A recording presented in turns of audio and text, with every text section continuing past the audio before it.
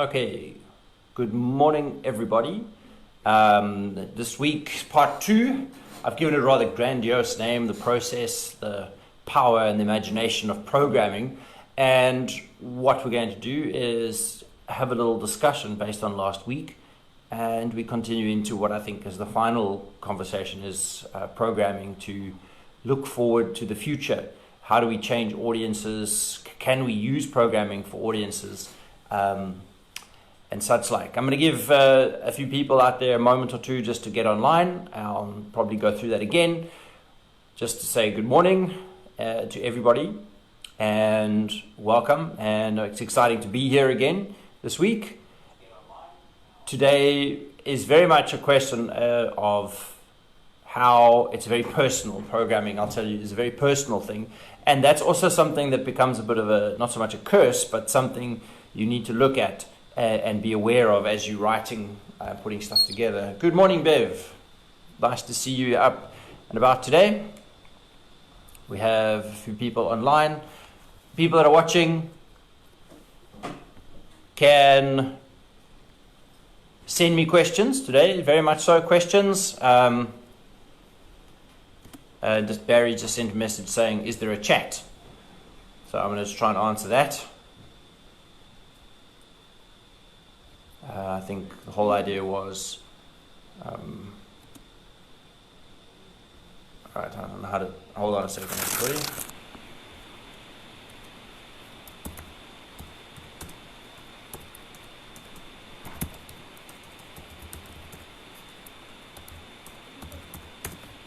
Just answering a question. All right. Just to reiterate, we're going to talk about programming. We're going to come take it from what happened last week and the conversation we had last week and how did that play into it. And I'm going to start with a basic concept, is that programming is not something that is completely foreign or unknown, because we almost look at music and program our entire lives around it. And that's a lot of what I want you to think about after this conversation, is how do we program music into our existence? How is it playing such a massive part of our existence? What we so often don't even think about is what music is being done to us and used to change our opinions, to encourage our desire to buy something, hire someone. What are we doing to try and make these different products to sell? And if you look at the very basics, the very, very basics are things like celebrations. Look at a funeral, look at a wedding. These are always surrounded, well, certainly in many, many cultures, surrounded with music. And if you've been to a wedding where the music was fantastic, I think sometimes you don't even notice. Or people that are members of the choir, we enjoy music, so maybe we notice that a bit more. But if it was bad or poor choices, you come out going, ooh, I wonder what that was about. Or it can make or break the situation, the celebration for you. But remember that wedding, that celebration, those choices are for the couple or the person being remembered or celebrated, whose life is being celebrated. Those choices were not about the people necessarily at the service. They were about the person whose life is being celebrated afterwards. But we choose music for these opportunities and these moments to celebrate, to remember. It's an incredibly powerful tool. We use it so much so that if you go into restaurants, you go into elevators, hotels, all sorts of other experiences, music is always around you and it's always there in the background. Good morning, Ethne. In the background, helping to change your experience. I'll give you an example. I went once, Mark and I went to a restaurant for dinner, and this was a very high-end sort of developed restaurant that had this very beautifully put together kitchen. Good morning, Margie. Had a beautifully put together kitchen. You could see that thousands and thousands of rands were put into the development of the look for this restaurant. The food was beautifully presented, very high scale, high-end service. The entire restaurant had been developed with a very, very powerful mind. And yet, the music that they were playing was some of the cheesiest, most unbelievably uninspiring music. And then you wonder, why spend so much money, so much effort? Good morning. So much time, so much effort in putting together this menu and stuff, and then playing this music. This music that sort of has no relevance. It's sort of, I think in this case, it was background lounge music, something that actually turned my whole experience of the restaurant down, to more negative than even focusing on just the food. And that is very much the power of the music. A lot of the time, exactly, Barry, a lot of the music sometimes, certainly with the older generation, is chosen by the people, that it's their funeral, or obviously the wedding couple choose their own music and their own hymns. And it's about them. And I think that is the difficult problem when it comes to programming. What is the most important thing in programming? And I think that brings us to another question, is what is the most important and most difficult thing to remember is, who are you programming for? We all have our favorites. And I'll tell you something that even last week, the choice of favorites, I knew this was a 3-week conversation, and it took me quite a while to put that list together. This was a 3-week conversation. And I mean, I have hundreds and hundreds of pieces of music that are favorites of mine that I live for, that I would put on for certain moments and experiences. But I chose those particular works. Why? Well, they are certainly favorites of mine, but they also helped serve the purpose of this 3-week discussion.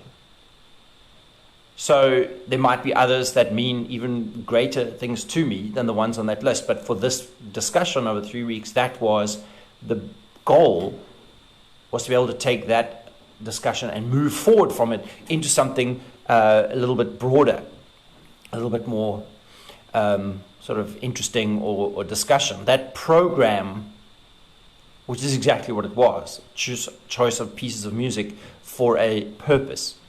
And I think that is the most important thing that we remember when we put a program together, is what is the purpose? Why are we putting this particular program together? And we take those into consideration. The ultimate question I think this is one we can never answer, and hopefully these talks will help you, is what is music? What is the purpose of music? And I think as a wonderful opportunity to start the rest of the conversation now, after the introduction, is we look at a piece by John Cage. John Cage wrote a piece called 4 minutes 33, or 4:33. Some of you may know it. In the performance of this piece, the performer, the orchestra, it could be performed by any number of people, come onto the stage. They sit on the stage, and for 4 minutes and 33 seconds, they sit in silence. Now, a lot of people see this work as heresy, certainly when it was premiered, but there's a far deeper philosophy from that I look at in this, and that is the principle that Cage was putting out there. What is music? And what effect does it have?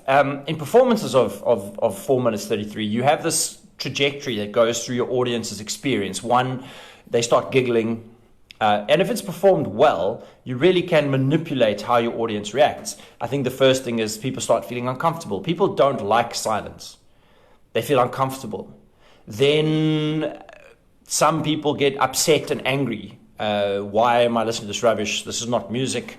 And some people will leave. And then ultimately, I think now that we are 40, 50 years away from the premiere of this work, if you take it seriously, you can actually move your audience to be quiet and to listen to what is happening around them, the moving, the breathing, the sounds. And I must say, this is a moment that we've had in lockdown, and there's been a lot of social media of not plants so much as nature returning to spaces they hadn't been seen.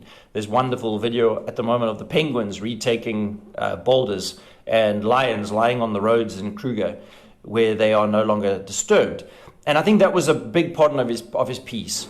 What was the purpose that he wrote that piece for? Firstly, it was a statement against Muzak, elevator music, Now, maybe elevator music serves a purpose as well. I don't know. I personally find it incredibly annoying, and other times you can't even hear it because it's just there in the background. But I think we're going to take that idea. What was the purpose of 4 minutes, 33 seconds? How did he manipulate the audience and their reaction? A very crazy friend of mine posed an even more entertaining question. He said he has a piece where he takes a fish, it's a bass fish, so it's ground bass or ground bass, which is a pun, and the whole piece is him in a helmet grinding the dead fish through a mincer to create fish mince. And he has this weird theory of how he can control the entire audience reaction to the second as to when he eats the raw fish. What is the purpose? I have no idea, but it's carefully thought out, and that is what has to go into programming. Sorry, Bev. We're going to come to the practicalities in a minute. At the moment, I'm just sort of going through ideas that I use when I go into programming, and I think almost everybody uses. I think there's been an enormous change in the world as to programming. Some parts of the world have been left behind. Very much the ability and the strength of an ensemble or yourself as a performer is definitely part of it. When you are programming for a group like the Symphony Choir, where I am there with you almost every single week and most concerts, we have to create a trajectory of getting better.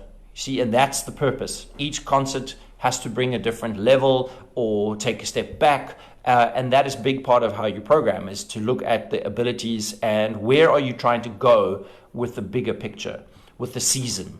And that's an even bigger question that is even more complicated.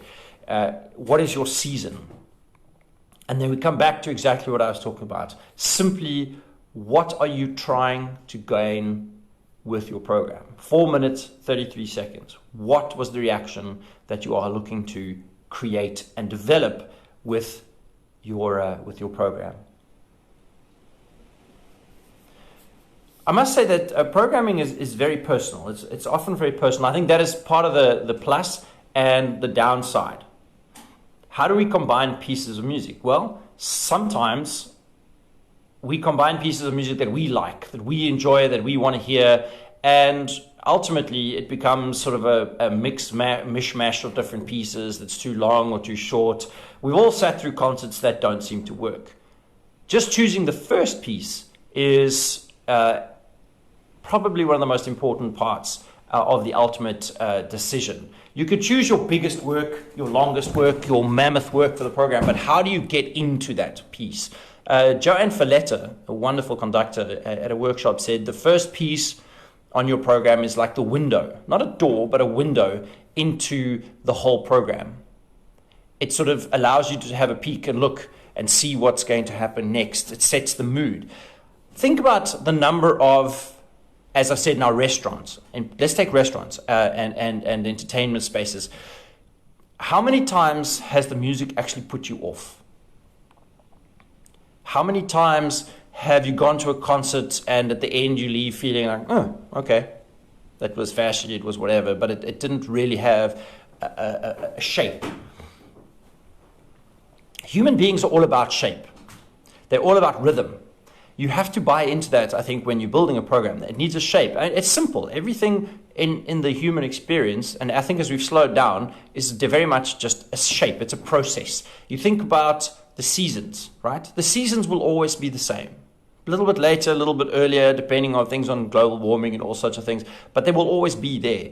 You know, spring, summer, autumn. That shape. Your heartbeat is a consistent rhythm. Day, night, that sort of thing. Those things are permanent structure, permanent patterns that we follow. And I really do believe that is important when you're looking at your program. You can't just put a bunch of pieces together and hope. Well, and that's the thing. You can't put a bunch of pieces together and hope that it's just going to work out.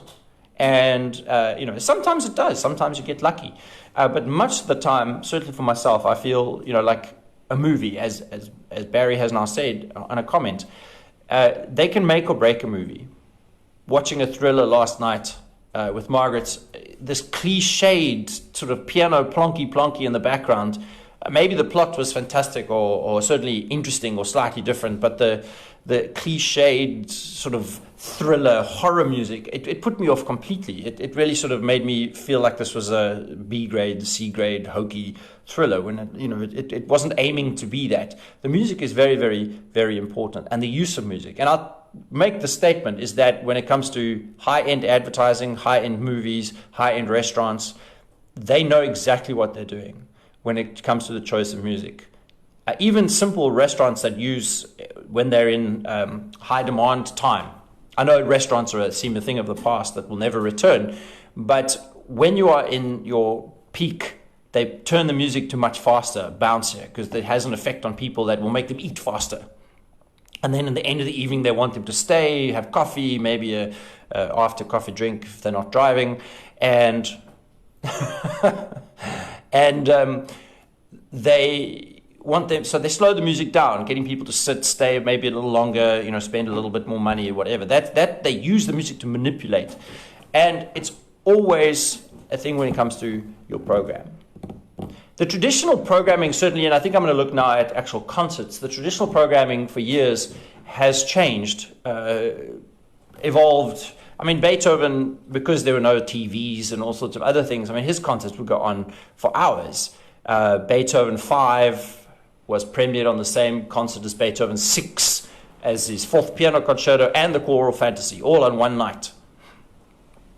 Well, exactly, Jenny. Now imagine if it was slightly different. And I'll take it a step further. Sorry, there's an interesting comment about shopping malls.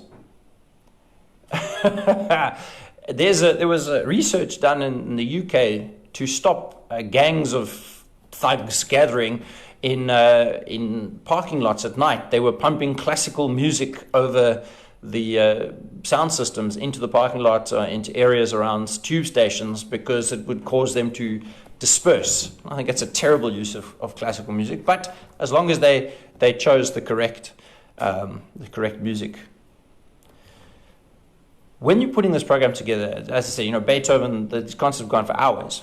Church services in Bach's time would last 4 hours, and he would have to create music that every Sunday service was obviously related to the sermon, to the week of the calendar, and that's just exactly the same concept of creating a program. But now let's talk about simply programs when you are playing sort of art music, symphony concerts, recitals, whatever. The traditional symphony concert has been for quite some time to have an overture, have a concerto, and a symphony, or a large symphonic work. Oftentimes they are completely unrelated. Oftentimes it's just 3 wonderful pieces of music, and yes, you may be inspired by the brilliance of the brilliance of the pianist or the violinist or the soloist, and that left you feeling incredible. And there'll be moments that come out of it that you get excited. They have no thematic relationship. They're just 3 great pieces of music, or sometimes 2 good pieces and 1 not so great. And we sort of sit through the not so great. And I think it's a part of the discussion from next week, modern music. Where does that come into the whole concept of programming? Where do we add modern music, especially if we have a society where modern music is not as appreciated or necessarily understood? And that was, again, part of the tie into last week's modern music. Where does that fit into the whole picture? And that has to, again, how do you convince an audience that this piece is worth something? I'll tell you, in popular music, a lot of the reasons that songs are very successful is purely exposure. They have systems whereby they will make a piece popular and sell purely on how they program it on the radio station, how many times they play it. I read an article about how a particular song should have been popular, wasn't, and then they programmed it next to other very popular songs from the past, and then they would play this new one and then follow it by other popular songs. So people got into this whole experience of that song being seen on the same level as the other more popular song. And they used that system openly to manipulate the popularity of this one particular song. And that's another thing that in the more popular world is very clearly understood. And I think it's something we need to take into the classical world and understand. is that how we put our pieces together, our programs together, will make an enormous difference as to how we are perceived. Now, how do you put a program together? Well, you can go traditional. You can have a nice opera overture, you can have a concerto, and then you can have a symphony by Mahler.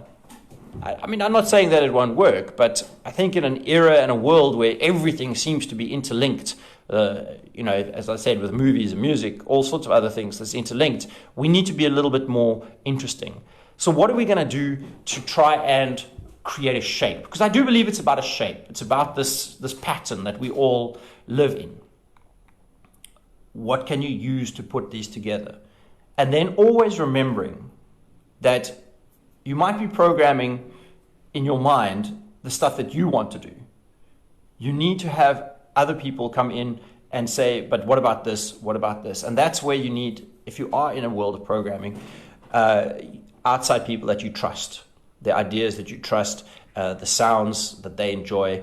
Because sometimes you can get so wrapped up in your own sort of understanding or work or whatever that you forget that maybe, other people don't see it the same way you do. One of the simplest ways is to put some sort of historical context, pieces from a certain era. Okay. Now the difficulty there is if you just do the same era, they're all going to potentially sound similar or the same. So why do we have to have 3 or 4 pieces by Haydn? One, we can have pieces from a similar era, but related to a similar event. So we have, for instance, the Napoleonic Wars. I mean, I worked in one stage putting together music that would have been played in the court of Napoleon. It doesn't have to be exactly that time. You can also play with your imagination or a movie that uses a particular piece that may have not even been around at Napoleon's time, but it has a connection. There has to be some sort of connection. I think the historical context pieces are not always as successful. They can sometimes be very, very tricky and sometimes can be too simplistic or too much of the same thing. But yet it will have some sort of element. And there is so much music to choose from that it becomes incredibly tricky sometimes to actually nail down exactly what you want to put out there. How is this, before I go on, I want to also say, how is this relevant to sort of you guys that sing in a choir and stuff like that? Because you need to go out there and, create musical moments in your own life, especially as we're sitting down. We're sitting here where we have time on our hands going, we've listened to this particular piece of the Messiah over and over again. Now, why do we love the Messiah? Well, it's a great piece of music with a fantastic story. What I'm saying is that for your day, for your moments, maybe try something else. Put a piece that you would never necessarily listen to. Hi, Jan. Hi, Dai. It's great to see you. You would never put some pieces together you wouldn't necessarily ever listen to. Put one that you would love, that you know well, and then try something slightly different that has, do your research. There's so much research available. Put it together so you can enhance your day, enhance your experience, and broaden your musical enjoyment as you go through, the times that you have sitting around at the house at the moment. This is the time to program your life musically.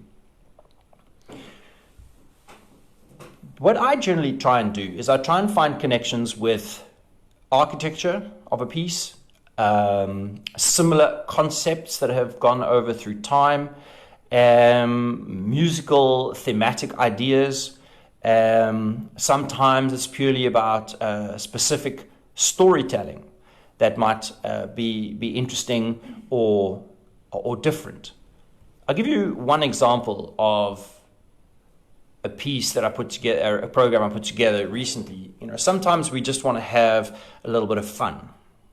The overriding feature was a bassoon soloist. Now, a bassoon soloist, obviously not as attractive necessarily as a pianist or a violinist, but essential. And the first thing, it's essential that our audiences hear great bassoonists to inspire the next generation, to inspire people to try a different instrument for a concerto, and just to give people something else other than the standard, traditional, normal thing. Now, how do we promote a bassoonist? Well, firstly, you have to show virtuosity. Second thing, it's a slightly awkward, sort of like a double bass, a slightly awkward solo instrument. It's fantastic ability, but the music itself doesn't always stand up against, say, a Tchaikovsky piano concerto. What do? And in the case of the bassoonist that I worked with, he's got a great sense of humor. So we put together a crazy piece that we've done before called Dead Elvis. The soloist dresses up like Elvis, comes in on a motorbike. It's incredibly virtuosic. It uses themes of Elvis. And we put that together with a piece that just shows off his pure classical virtuosity. What do you have here? You have a sort of a fun, but really, really awkward, possibly awkward concert. The idea for me was then to see how can you make that into a fun and humor in general. And then you start looking at music. Mozart, for instance, wrote a piece called A Musical Joke, which is a lot more highbrow than, say, Dead Elvis. Dead Elvis is great visuals. It's very, very tricky for the ensemble, but it's also great visuals. But a musical joke is for those wonderful people that have a little bit higher understanding. Mozart writes a cadenza for the violin that starts like a great, and then ends up with the violinist high in the stratosphere trying to find notes as if they were a struggling sort of amateur musician. He pokes fun at his colleagues. He has sequences that go over and over again, the same thing over and over again. He sort of makes fun of young composers, all his colleagues, amateur musicians, and a lot of the jokes that people won't even catch unless you have a great love of Mozart. So you have this sort of combination now of in-your-face kind of slapstick humor as well as more highbrow. And then how do you put in a substantial work? Well, the way I went, because it's a chamber orchestra, was to take Haydn's Surprise Symphony, his 94th Symphony. The piece he wrote, again, with a great sense of humor. He was tired of people falling asleep during his works. And so in the middle of the slow movement, he did the unthinkable. He made this enormous chord out of nowhere. Soft, beautiful little theme and variations. He plays the little theme, and then out of nowhere, the entire orchestra plays this massive chord, which would have been heresy at the time. But it certainly made its point. People didn't go back to sleep after that, and Haydn walked away with a smile on his face at that particular moment. So you put these four pieces together, and you have 3 eras of music. The Sneezing Symphony. 3 eras of music. You have a modern work that you can introduce your audience to new pieces. And you have Haydn, which is always a great favorite. You have Mozart, which is a great favorite. And then an unknown bassoon concerto by Kalivoda. I challenge any of you to go and figure out who Kalivoda is. And you have a program together. Obviously, you have the modern era. The one thing I think a lot of people forget is the attention span. We live in a very different era than we did even 30 years ago, with the speed at which things move and information moves, the ability to stream great concerts.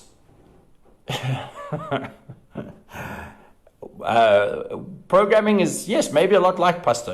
And like food, it's very much the same. You've got to find your combination of ingredients. It can't just come out dark and burnt. It is okay. Lost train of thought. Yes, you have to remember the era in which we're living, and not dumb down the length of the symphony. I mean, an average sitcom.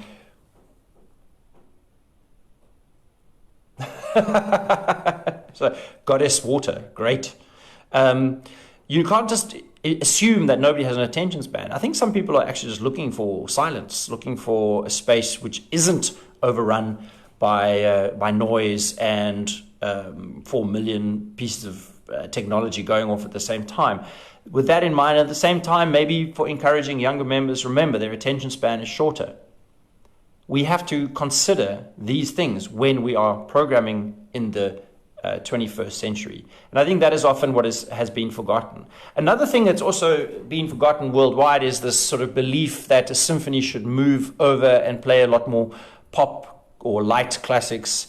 That's another conversation to have, light classics. What is these days they say Finlandia is a light classic. I personally don't agree with that at all. I think there is a purpose and a place for Finlandia. Finlandia opens up an entire concert based on revolution. Pieces of music pieces of music that poke fun or try and encourage people to stand up against their oppressors, against injustice and fairness. And if you start looking from that principle of Finlandia, you have all number of works written through the time. Some people have no idea, but Verdi was considered to be a great revolutionary,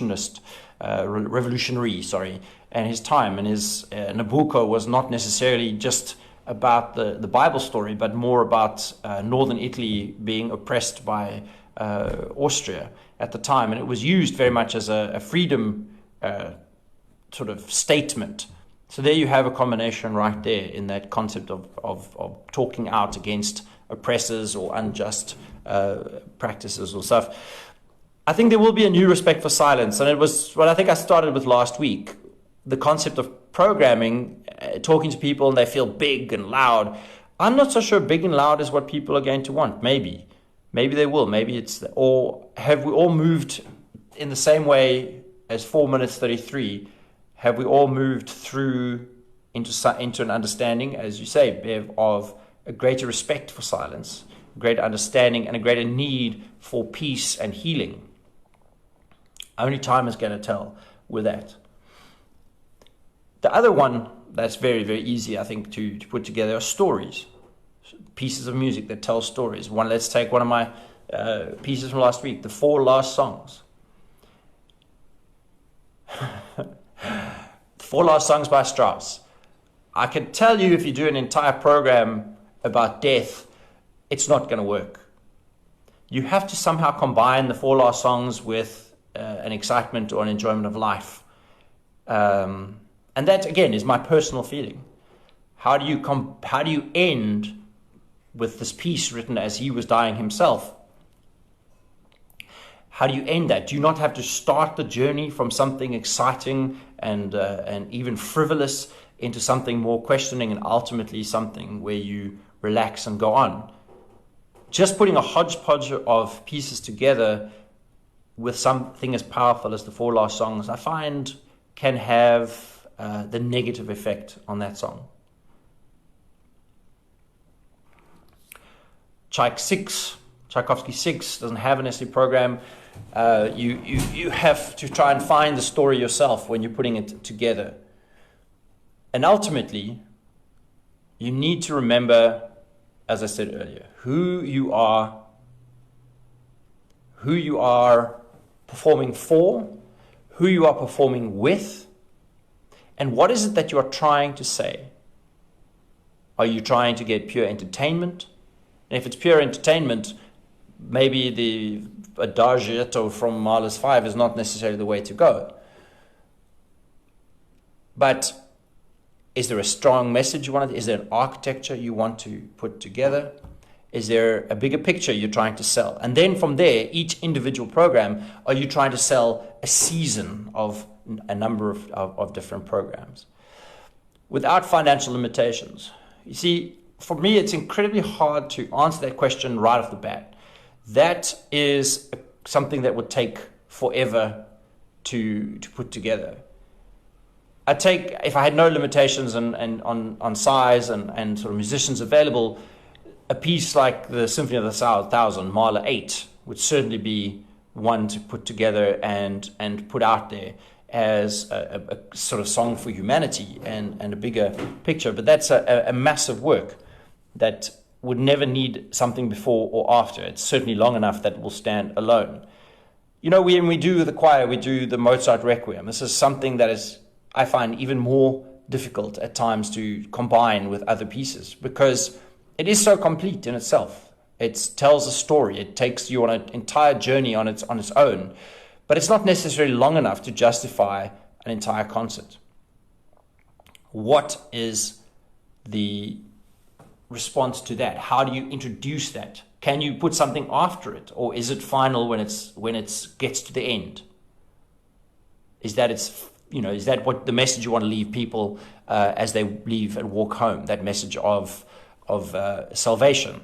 You know, we've done it twice in the last 2 years, and for instance, the one year we put a young soloist making a debut, which I think is quite exciting because it's sort of the beginning and the end of careers of music, and it sort of juxtaposes the beginning of a young musician's experiences with the ultimate question of, you know, death and salvation, which is supposed to only bother us, you know, later in our lives.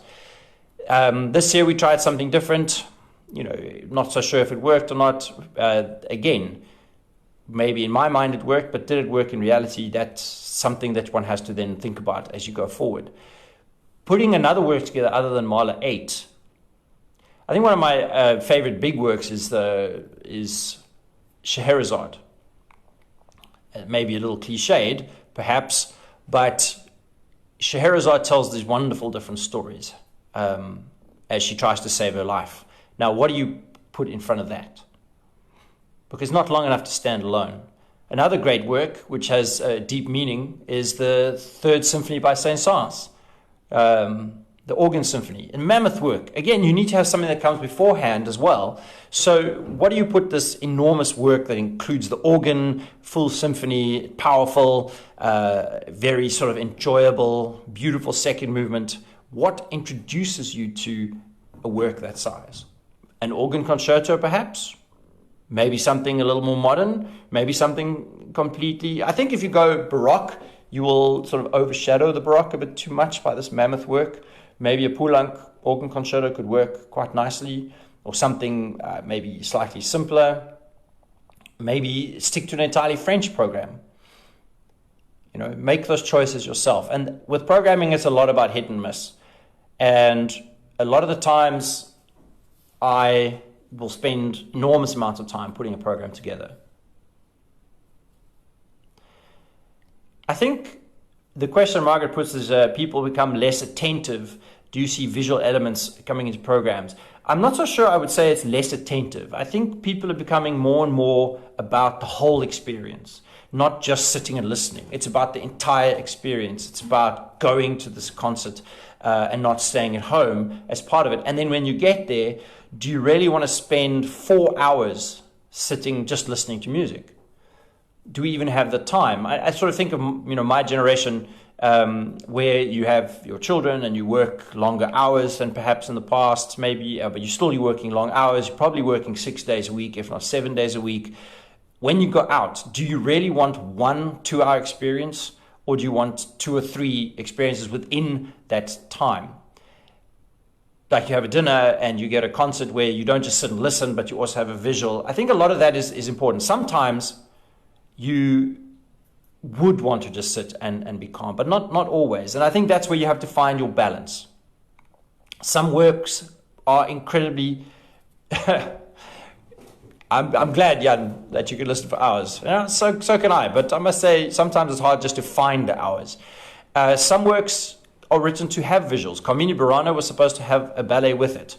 Now, do you need the visuals for Carmina Burana? I think there's so much going on that you don't necessarily. Will it enhance the concert? Probably. Rite of Spring was a ballet. Do it as a ballet, but it is also another piece that can stand alone. Visual aspects have a positive and a negative. 1, they can help heighten the experience, but 2, it can also distract entirely from the music, from the reason that we're there. So forcing visual elements, I'm assuming you meant light shows and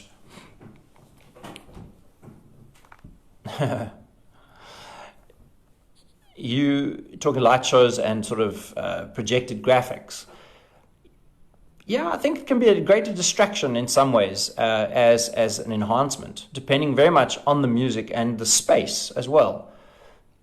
The symphony, orchestra in particular, is a visual element in itself. I think the programming that you use has got to help promote that, depending on the audience that you have. And if you're focusing on an audience that has more experience, you don't necessarily have to do that. But if you're looking at an audience to promote new listeners, new ideas, then you have to give them also something to watch. And that's not saying visuals in the sense of graphics, the sense of light shows and such. I'm talking about giving them the way that they can see the timpanist and what they're doing. Absolutely, Jenny, I agree. You shut your eyes, the visual. But there's enough visual going on in a symphony, and certainly a symphony, choral symphony, that people can become entertained on its own if it is done properly. If the music is long-winded and boring, people lose interest with or without visuals. Somebody asked me a while ago about Jenkins in particular. This is a piece, Jenkins, it's a very difficult one to answer about Jenkins. He's incredibly popular. His music, and in his case using the visuals, I've done his Armed Man twice, both times incredibly successful, both times incredibly popular with the audience. The second time it was done with the visuals that were supposed to be done, where it goes through this whole concept of war and violence to, you know, a prayer for peace. The first time without the visuals, I think, had its own effect, where you had just these voices, certainly at the end, with these young people singing, 200 young voices singing, grant them peace. That is powerful enough. And yet, with the visuals, there was a whole different concept, because you not only heard the voices, you were also experiencing a visual that went with it. So I think a lot is depending on the person. And I think the wonderful idea of shutting your eyes, thanks, Jenny. I think shutting your eyes is a way to turn off those visuals. Yes, can be enhanced, but that, again, is part of the programming. How do you use visuals to enhance the experience, not just because you should? And it brings me back to what I was saying earlier. A lot more concerts of pop, light, classics and such. Has it brought more audiences to what is considered more traditional symphony concerts? I have no idea. I know certainly in the US, the one orchestra that didn't go down that route has certainly got a far greater audience in its symphony concerts, and has actually, when it's stuck to more sort of traditional settings, not programming, and using interesting programming that uses a lot more modern music, ties your programs together in a shape or an emotional context where the conductor explains the works to the audience and helps them hold on to something, then their audiences have actually grown over the years as compared to those orchestras that have gone to more and more light stuff in the hopes that the light stuff will bring in the new audiences to the traditional symphony concerts. I'm not so sure that works. Somebody asked me about let me just go back a little bit, a video game festival. I mean, there's a program as well, video games. Video game music is some of the most exciting and interesting music being written. Your audience is astronomical. The next thing would be to try and put video game music together in a traditional symphony concert. Is it possible? One of the problems, I think, with that is probably the size of the works. They're not particularly long, so you have to have a large number of works to fill in what is traditionally a symphony or a concerto. But some of the music is absolutely brilliantly written for that experience. Their limitations on the composers are such that all they have to do is enhance the game. And because the games are becoming more and more realistic, the music that's being written is becoming more and more advanced, more and more for heightening the experience. And that particular concert, we used visuals. First half was visuals of games that had been played, and the second half we actually played while a group of people were playing a video game in the background. And it did bring a new sort of feeling to the orchestra. The music itself was fantastic in many cases. And just like traditional symphony music, some of it was fabulous, some of it not so much. But I think we managed to combine it fairly well. And we had a wonderful soloist that is known all over the world. Maybe not by name, but certainly in a game. What people don't understand in video games, there are 1.4 billion people playing video games. And at one time, in a normal working sort of environment in the world, there's something like between 600 and 800 million people online at any one time. Margie, I'm not sure of what you're saying to the video games or to the Vaughan Williams Sea Symphony. There are many pieces of music, and I don't want to put out my least favorites list, mainly because I don't want to influence you going out there and trying something. I would say, if those of you interested in Vaughan Williams, try the Sea Symphony and see what happens. When does music become nothing but sound effects? I really think that's a lot on the individual. There's a lot of modern music that was written purely to be sound effects. Now, Are sound effects not something that some people will tie onto and find exciting, find interesting? I don't know. I think it again depends on kinds of sound effects. I think let's look at one of our concerts last year. We did the Frostiano and we did the Mr. Criolla, and we started with those young guys playing a percussion piece. Is that just sound effects because they were playing sort of non-tuned percussion? There was a rhythmical emphasis, and I think it worked very, very well before the other works that were very much more nationalistic than anything else, and especially the use that we did with the marimbas for the Missa Criolla. Video games. Margie, I challenge you to go out and listen to, I will send you a link. I will send you a link to a piece by a video game a composer for a game called Civ 5. I will send you something to listen to. And do me a favor with an open mind. I tell you what, put it next to a piece by the cello, say the Elgar Concerto, and then listen to Civ 5 and tell me what you see. Don't just try and listen to it off the bat.